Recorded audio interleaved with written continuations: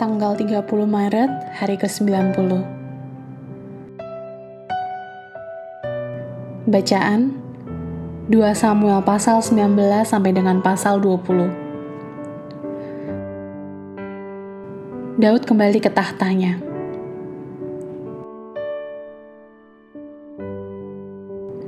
Garis besar.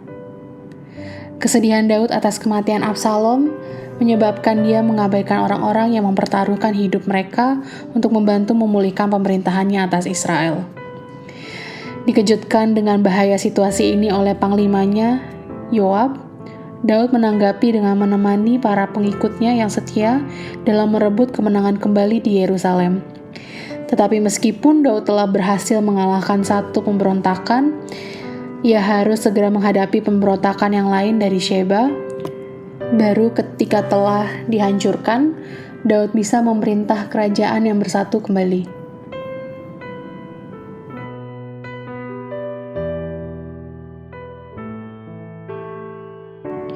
Renungan harian. Dalam iklan televisi yang lucu, seorang pria dengan gugup melatih kata-kata yang mungkin dia gunakan untuk memberitahu atasannya bahwa dia memiliki bau mulut. Untungnya bos menemukan obat sendiri sehingga menghindari konfrontasi. Dua pria dalam kehidupan Daud menghadapi situasi yang jauh lebih serius daripada memberitahu raja bahwa dia perlu menyegarkan nafasnya. Keduanya digunakan oleh Allah untuk menyegarkan kehidupan rohani Daud dan membawanya kembali ke dunia nyata. Ketika Daud berusaha menutupi dosanya dengan Batsheba, Nathan dengan berani mengumumkan kepada raja, "Engkaulah orang itu." Pasal 12 ayat 7. Kemudian ketika Daud menangisi kematian Absalom, Yoab mencegah desersi pasukan Daud dengan mendesak pemimpinnya. Oleh sebab itu, bangunlah, pergilah keluar, dan bicaralah menenangkan hati orang-orangmu. Pasal 19 ayat 7. Apakah Anda memiliki keberanian suci seorang Nathan atau seorang Yoab? Ketika orang yang Anda cintai perlu mendengar kebenaran tentang diri mereka sendiri, dapatkah Anda mengatakan kebenaran dalam kasih? Untuk membantu Anda dengan ini, renungkan Amsal pasal 27 ayat 6. Seorang kawan memukul dengan maksud baik, tetapi seorang lawan mencium secara berlimpah-limpah. Ada perbedaan antara ikut campur dalam urusan orang lain dan memberikan hati kita kepada masalah orang lain.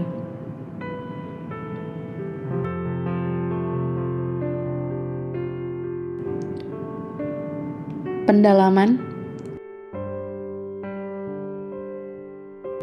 Kembali ke gerbang, 2 Samuel pasal 19 ayat 8. Gerbang kota kuno berfungsi lebih dari pintu masuk dan keluar.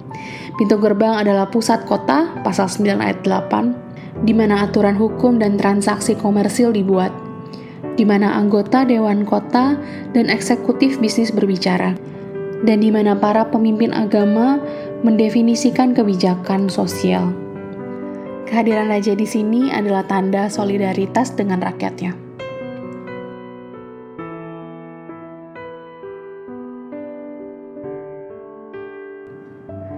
Pergolakan politik, 2 Samuel pasal 20 ayat 23 sampai 26.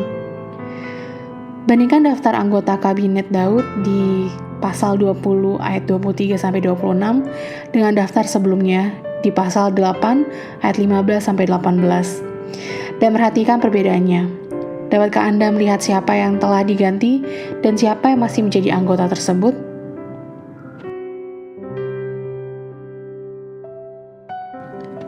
Amin. Tuhan Yesus memberkati.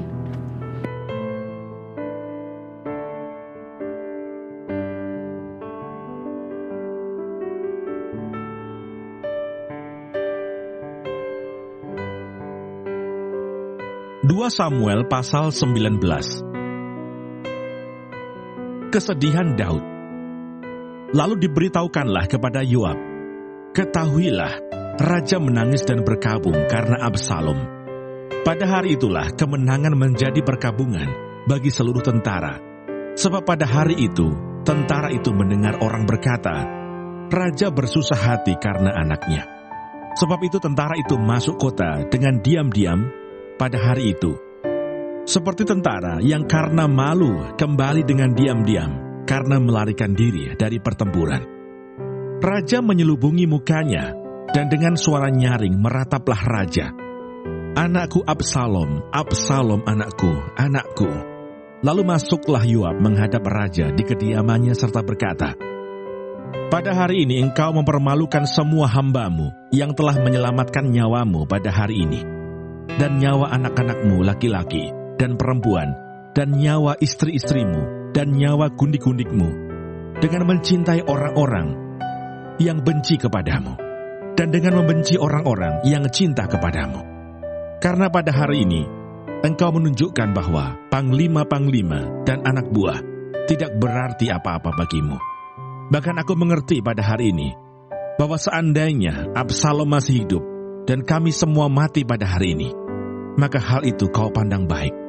Oleh sebab itu bangunlah, pergilah keluar, dan berbicaralah, menenangkan hati orang-orangmu. Sebab aku bersumpah demi Tuhan, apabila engkau tidak keluar, maka seorang pun tidak akan ada yang tinggal bersama-sama dengan engkau pada malam ini. Dan hal ini berarti celaka bagimu, melebihi segala celaka yang telah kau alami sejak kecilmu sampai sekarang." Lalu bangunlah raja dan duduk di pintu gerbang. Maka diberitahukanlah kepada seluruh rakyat demikian, "Ketahuilah, raja duduk di pintu gerbang." Kemudian datanglah seluruh rakyat itu menghadap raja. Adapun orang Israel sudah melarikan diri masing-masing ke kemahnya. Pemikiran untuk membawa Daud kembali. Seluruh rakyat dari semua suku Israel berbantah-bantah katanya, "Raja telah melepaskan kita dari tangan musuh kita. Dialah yang telah menyelamatkan kita dari tangan orang Filistin. Dan sekarang ia sudah melarikan diri dari dalam negeri karena Absalom. Tetapi Absalom yang telah kita urapi untuk memerintah kita sudah mati dalam pertempuran. Maka sekarang mengapa kamu berdiam diri dengan tidak membawa raja kembali?" Raja Daud telah menyuruh orang kepada Sadok dan Abiatar imam-imam itu dengan pesan, "Berbicaralah kepada para tua-tua Yehuda demikian, mengapa kamu menjadi yang terakhir untuk membawa raja kembali ke istananya? Sebab perkataan seluruh Israel telah sampai kepada raja.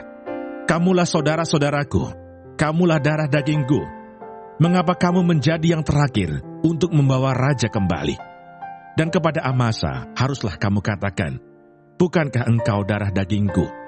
Beginilah kiranya Allah menghukum aku, bahkan lebih lagi daripada itu, jika engkau tidak tetap menjadi panglimaku, menggantikan Yoab." Demikianlah dibelokkannya hati semua orang Yehuda secara serentak, sehingga mereka menyuruh menyampaikan kepada raja pesan ini, "Kembalilah, tuanku, dan semua anak buahmu." Raja berangkat pulang, Simei menyongsong raja. Lalu berangkatlah raja pulang dan sampailah ia ke tepi sungai Yordan. Sementara itu orang Yehuda telah sampai ke Gilgal untuk menyongsong raja dan untuk membawa raja menyeberang sungai Yordan. Juga Simei bin Gera, orang Benyamin dari suku Bahurim itu, cepat-cepat datang bersama-sama dengan orang-orang Yehuda untuk menyongsong Raja Daud. Juga ada 1.000 orang dari daerah Benyamin bersama-sama dengan dia, dan Siba, hamba keluarga Saul, dan ke-15 anaknya laki-laki, dan ke-20 hambanya bersama-sama dengan dia, datang tergesa-gesa ke sungai Yordan, mendahului raja, lalu menyeberang dari tempat penyeberangan untuk menyeberangkan keluarga raja, dan untuk melakukan apa yang dipandangnya baik. Maka Simei bin Gera sujud di depan raja ketika raja hendak menyeberangi sungai Yordan, dan berkata kepada raja, "Janganlah kiranya tuanku tetap memandang aku bersalah, dan janganlah kiranya tuanku mengingat kesalahan yang dilakukan hambamu ini pada hari tuanku raja keluar dari Yerusalem. Janganlah kiranya raja memperhatikannya lagi, sebab hambamu ini tahu bahwa hamba telah berbuat dosa. Dan lihatlah, pada hari ini akulah yang pertama-tama datang dari seluruh keturunan Yusuf untuk menyongsong tuanku raja." Lalu berbicaralah Abisai, anak Seruya, katanya, "Bukankah Simei patut dihukum mati karena ia telah mengutuki orang yang diurapi Tuhan?" Tetapi Daud berkata, Apakah urusanku dengan kamu, hai anak-anak Seruya, sehingga kamu pada hari ini menjadi lawanku? Masakan pada hari ini seorang dihukum mati di Israel? Sebab bukankah aku tahu bahwa aku pada hari ini adalah raja atas Israel? Kemudian berkatalah raja kepada Simei, engkau tidak akan mati. Lalu raja bersumpah kepadanya. Mefiboset menyongsong raja. Juga Mefiboset bin Saul menyongsong raja. Ia tidak membersihkan kakinya, dan tidak memelihara janggutnya, dan pakaiannya tidak dicucinya sejak raja pergi, sampai hari ia pulang dengan selamat. Ketika ia dari Yerusalem menyongsong raja, bertanyalah raja kepadanya, mengapa engkau tidak pergi bersama-sama dengan aku, Mefiboset? Jawabnya, ya tuanku raja, aku ditipu hambaku. Sebab hambamu ini berkata kepadanya, pelanailah keledai bagiku, supaya aku menungganginya dan pergi bersama-sama dengan raja. Sebab hambamu ini timpang. Ia telah memfitnahkan hambamu ini kepada tuanku raja. Tetapi tuanku raja adalah seperti malaikat Allah. Sebab itu perbuatlah apa yang tuanku pandang baik. Walaupun seluruh kaum keluargaku tidak lain dari orang-orang yang patut dihukum mati oleh tuanku raja, tuanku telah mengangkat hambamu ini di antara orang-orang yang menerima rezeki dari istanamu. Apakah hakku lagi dan untuk apa aku mengadakan tuntutan lagi kepada raja? Tetapi raja berkata kepadanya, apa gunanya engkau berkata-kata lagi tentang halmu? Aku telah memutuskan, engkau dan Siba harus berbagi ladang itu. Lalu berkatalah Mefiboset kepada raja, biarlah ia mengambil semuanya, sebab tuanku raja sudah pulang dengan selamat. Barsilai ikut mengantarkan raja. Juga Barsilai orang Gilead itu telah datang dari Rogelim dan ikut bersama-sama raja ke sungai Yordan untuk mengantarkannya sampai di sana. Barsilai itu sudah sangat tua, 80 tahun umurnya. Ia menyediakan makanan bagi raja selama ia tinggal di Mahanaim, sebab ia seorang yang sangat kaya. Berkatalah raja kepada Barsilai, ikutlah aku. Aku akan memelihara engkau di tempatku di Yerusalem. Tetapi Barsilai menjawab raja, berapa tahun lagikah aku hidup, sehingga aku harus pergi bersama-sama dengan raja ke Yerusalem? Sekarang ini aku telah berumur 80 tahun. Masakan aku masih dapat membedakan antara yang baik dan yang tidak baik? Atau masih dapatkah hambamu ini merasai apa yang hamba makan atau apa yang hamba minum?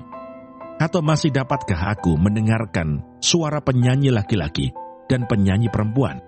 Apa gunanya hambamu ini lagi menjadi beban bagi tuanku raja? Sepotong jalan saja hambamu ini berjalan ke seberang sungai Yordan bersama-sama dengan raja. Mengapa raja memberikan ganjaran yang sedemikian kepadaku? Biarkanlah hambamu ini pulang, sehingga aku dapat mati di kotaku sendiri, dekat kubur ayahku dan ibuku. Tetapi inilah hambamu Kimham. Ia boleh ikut dengan tuanku raja. Perbuatlah kepadanya apa yang tuanku pandang baik. Lalu berbicaralah raja, baiklah Kimham, ikut dengan aku. Aku akan berbuat kepadanya apa yang kau pandang baik, dan segala yang kau kehendaki daripadaku akan kulakukan untukmu. Kemudian seluruh rakyat menyeberangi sungai Yordan. Juga raja menyeberang. Setelah berpamitan dengan Barsilai dengan ciuman, lalu orang ini pun pulanglah ke tempat kediamannya. Orang-orang Israel dan orang-orang Yehuda mempertengkarkan raja. Sesudah itu berjalanlah raja terus ke Gilgal, dan Kimham ikut dengan dia. Seluruh rakyat Yehuda bersama-sama setengah dari rakyat Israel telah mengantarkan raja. Tetapi seluruh orang Israel datang menghadap raja dan berkata kepada raja, mengapa saudara-saudara kami, orang-orang Yehuda itu, menculik raja dan membawa dia menyeberangi sungai Yordan dengan keluarganya, dan semua orang Daud yang menyertai dia? Lalu semua orang Yehuda menjawab orang-orang Israel itu, oleh karena raja kerabat kami, mengapa kamu menjadi marah karena hal ini? Apakah kami makan apa-apa atas biaya raja? Apakah kami mendapat keuntungan? Tetapi orang-orang Israel itu menjawab orang-orang Yehuda, kami 10 kali lebih berhak atas raja. Sebagai anak sulung kami melebihi kamu. Mengapa kamu memandang kami rendah. Bukankah kami yang pertama-tama harus membawa raja kami kembali? Tetapi perkataan orang-orang Yehuda itu lebih pedas daripada perkataan orang-orang Israel.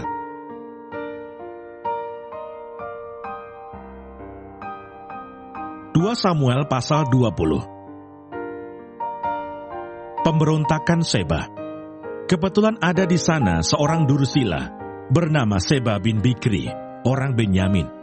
Ia meniup sangkakala serta berkata, "Kita tidak memperoleh bagian daripada Daud. Kita tidak memperoleh warisan dari anak Isai itu. Masing-masing ke kemahnya, hai orang Israel."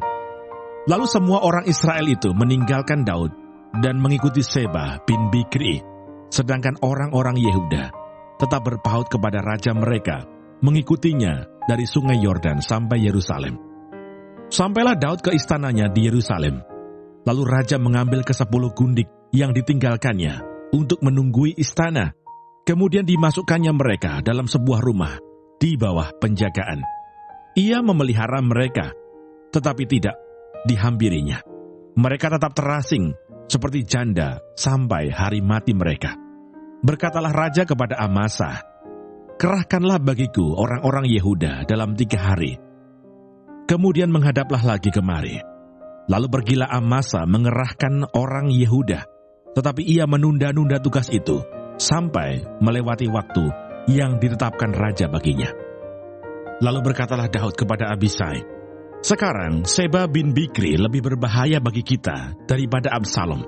Jadi engkau bawalah orang-orang tuanmu ini dan kejarlah dia, supaya jangan ia mencapai kota yang berkubu. Dan dengan demikian, ia luput daripada kita." Lalu Yoab, orang Kreti dan orang Peleti, dan semua pahlawan keluar menyusul dia. Mereka keluar dari Yerusalem untuk mengejar Seba bin Bikri. Ketika mereka sampai ke batu besar yang di Gibeon, maka Amasa sudah tiba di sana lebih dahulu daripada mereka. Adapun Yoab mengenakan pakaian perang, dan di luarnya ada ikat pinggang, dengan pedang bersarung terpaut pada pinggangnya. Ketika ia tampil ke muka, terjatuhlah pedang itu. Berkatalah Yoab kepada Amasa, "Engkau baik-baik, saudaraku?" Sementara itu tangan kanan Yoab memegang janggut Amasa untuk mencium dia. Amasa tidak awas terhadap pedang yang ada di tangan Yoab itu. Yoab menikam pedang itu ke perutnya, sehingga isi perutnya tertumpah ke tanah. Tidak usah dia ditikamnya 2 kali, sebab ia sudah mati. Lalu Yoab dan Abisai adiknya terus mengejar Seba bin Bikri. Dan seorang dari orang-orang Yoab tinggal berdiri di dekat mayat itu sambil berkata, "Siapa yang suka kepada Yoab? Dan siapa yang memihak kepada Daud? Baiklah, mengikuti Yoab." Dalam pada itu, Amasa terguling mati dalam darahnya di tengah-tengah jalan raya. Ketika orang itu melihat bahwa seluruh rakyat berdiri menonton, maka disingkirkannya mayat Amasa dari jalan raya ke padang. Lalu dihamparkannya kain di atasnya karena dilihatnya bahwa setiap orang yang datang ke sana berdiri menonton. Setelah dijauhkannya mayat itu dari jalan raya, maka semua orang itu berjalan terus mengikuti Yoab untuk mengejar Seba bin Bikri. Seba telah melintasi daerah semua suku Israel menuju Abel Bet Maaka, dan semua orang Bikri telah berkumpul dan mengikuti dia. Tetapi sampailah orang-orang Yoab, lalu mengepung dia di Abel Bet Maaka. Mereka menimbun tanah menjadi tembok terhadap kota ini, dan tembok ini merapat sampai ke tembok luar. Sedang seluruh rakyat yang bersama-sama dengan Yoab menggali tembok kota itu untuk meruntuhkannya. Lalu berserulah seorang perempuan bijaksana dari kota itu, "Dengar, dengar, katakanlah kepada Yoab, mendekatlah kemari, supaya aku berbicara dengan engkau." Maka mendekatlah Yoab kepada perempuan itu. Bertanyalah perempuan itu, "Engkaukah Yoab?" Jawabnya, "Benar." Lalu berkatalah perempuan itu kepadanya, "Dengarkanlah perkataan hambamu ini." Jawabnya, "Baik." Kemudian berkatalah perempuan itu, "Dahulu biasa orang berkata begini, baiklah orang minta petunjuk di Abel dan di Dan. Apakah sudah dihapuskan apa yang telah ditetapkan oleh orang-orang yang setia di Israel? Tetapi engkau ini berikhtiar membinasakan suatu kota apalagi suatu kota induk di Israel. Mengapa engkau hendak menelan habis milik pusaka Tuhan?" Lalu Yoab menjawab, "Jauhlah, jauhlah daripadaku untuk menelan dan memusnahkan. Bukankah begitu halnya?" Tetapi seorang dari pegunungan Efraim yang bernama Seba bin Bikri telah menggerakkan tangannya melawan Raja Daud. "Serahkanlah dia seorang diri, maka aku akan undur dari kota ini." Lalu berkatalah perempuan itu kepada Yoab, "Baik, kepalanya akan dilemparkan kepadamu dari belakang tembok ini." Kemudian masuklah pula perempuan itu dan berbicara kepada seluruh rakyat dengan bijaksana. Sesudah itu mereka memenggal kepala Seba bin Bikri dan melemparkannya kepada Yoab. Yoab meniup sangkakala, lalu berserak-seraklah mereka meninggalkan kota itu, masing-masing ke tempatnya. Maka pulanglah Yoab ke Yerusalem kepada raja. Pegawai-pegawai Daud. Yoab menjadi kepala atas segenap tentara Israel, dan Benaya bin Yoyada menjadi kepala atas orang Kreti dan orang Pleti. Adoram menjadi kepala orang Rodi, dan Yosafat bin Ahilud menjadi bendahara negara. Seya menjadi panitera negara. Sadok dan Abiatar menjadi imam. Juga Ira, orang Yair itu, menjadi imam pada Daud.